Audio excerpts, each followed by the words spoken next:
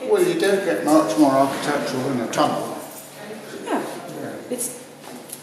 Yeah. Some could say, well, it's a piece of engineering, but there were always aspects as well. But particularly you mentioned the entrance to tunnels. Often in the Edwardian Victorian tunnels are very elaborate entrances.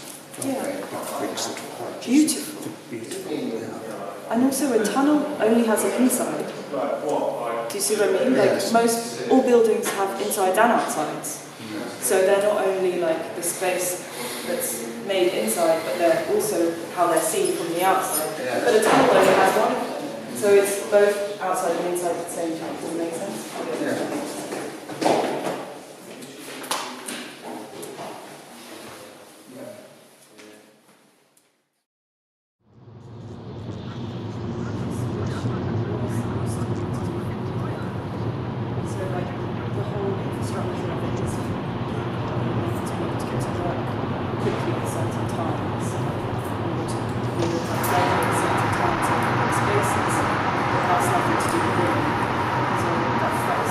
So you want to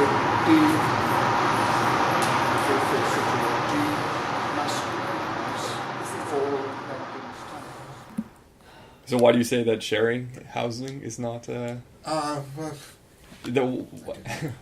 it's what's like? Well, because I suppose sharing to me is something where you share something. Yeah. You don't say, "Oh, you can sleep on my sofa if you give me 50 quid." Mm-hmm. You just say, "Yeah, go and sleep on the sofa," sort of thing. So what he's doing is more financial. Misnamed. I think it's. I mean, Airbnb don't pretend to be sharing, do they? Mm-hmm. I always used to ask, make a list of what you're prepared to share. Mm-hmm.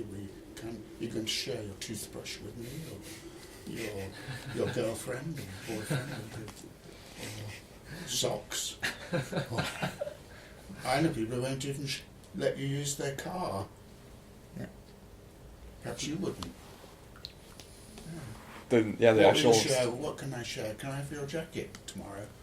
Yeah, sure. Yeah. Trust you. It's okay. I think you should just go around and film seeing what they will share with you. Asking random people to borrow. Take a chair into your office, right? Get somebody to film you. So it's okay, I'll show your office today. I've just got. It's really nice. Going to. Can I borrow your laptop today? Yeah. Test your tutor. I'm sure the amount of things you'd actually be willing to share is very. No, it's very just if small. you say, we're shifting into another kind of sharing economy, then all I said, just be clear about exactly what the word means to you, then sort of old men don't get all weird about it.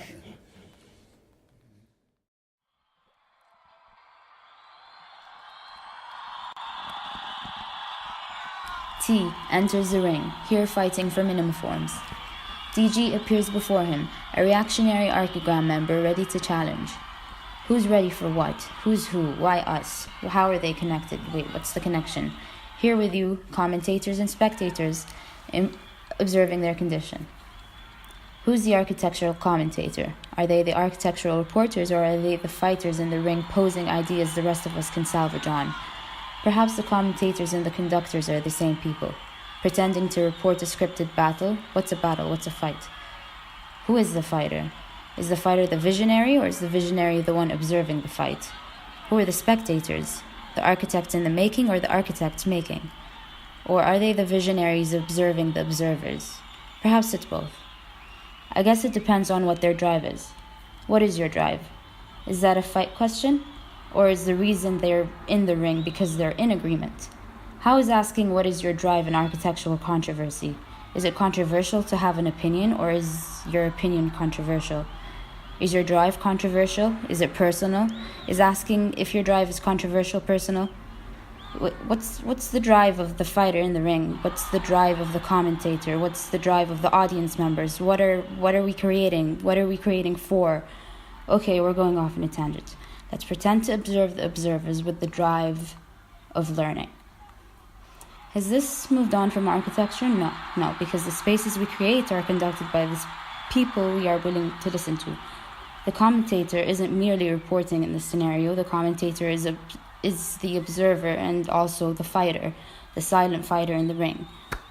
There's a silent fighter in the ring, but you can't see them. So why pretend? Because the commentator can have a commentator. And that's what this show is about, I guess, anyways. I don't know. Let's just get the match on.